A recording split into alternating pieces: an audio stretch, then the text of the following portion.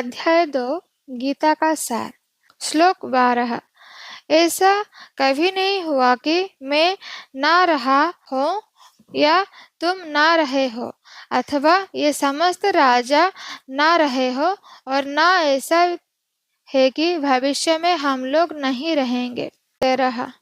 जिस प्रकार शरीरधारी आत्मा शरीर में बाल्यावस्था से तरुणावस्था में और फिर वृद्धावस्था में निरंतर अग्रसर होता रहता है, उसी प्रकार मृत्यु होने पर आत्मा दूसरे शरीर में चला जाता है। धीर व्यक्ति ऐसे परिवर्तन से मोह को प्राप्त नहीं होता। 14। हे कुंती पुत्र, सुख तथा दुख का क्षणिक उदय तथा कालक्रम में उनका अंतर्धान होना सर्दी तथा गर्मी की ऋतुओं के आने जाने के समान है। हे भरतवंशी, वे इंद्रिय बोध से उत्पन्न होता है और मनुष्य को चाहिए कि अविचल भाव से उनको सहन करना सीखे। 15।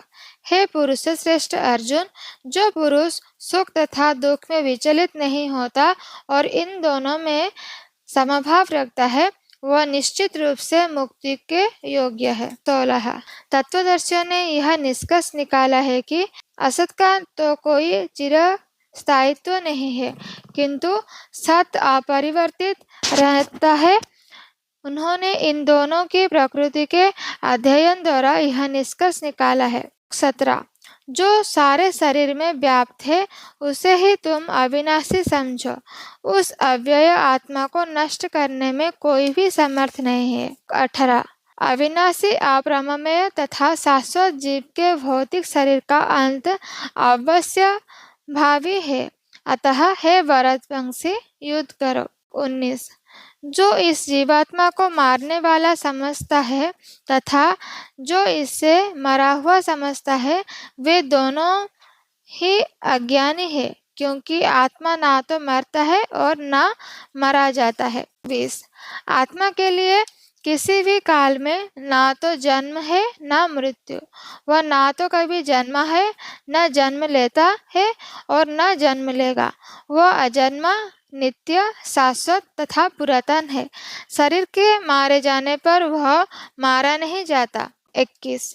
हे पार्थ, जो व्यक्ति यह जानता है कि आत्मा अविनाशी, अजन्मा, शाश्वत तथा अव्यय है, वह भला ही किसी को कैसे मार सकता है या मरवा सकता है। 22। जिस प्रकार मनुष्य पुराने वस्त्रों को त्याग कर नए वस्त्र धारण करता है, उसी प्रकार आत्मा पुराने तथा व्यर्थ के शरीरों को त्याग कर नवीन भौतिक शरीर धारण करता है। 23। यह आत्मा ना तो कभी किसी शास्त्र द्वारा खंड किया जा सकता है, न अग्नि द्वारा जलाया जा सकता है, न जल द्वारा भिगोया जा सकता है, या वायु द्वारा सुखाया जा सकता है। 24। यह आत्मा अखंडित तथा अघुनशील है। इसे ना तो जलाया जा सकता है, ना सुखाया जा सकता है।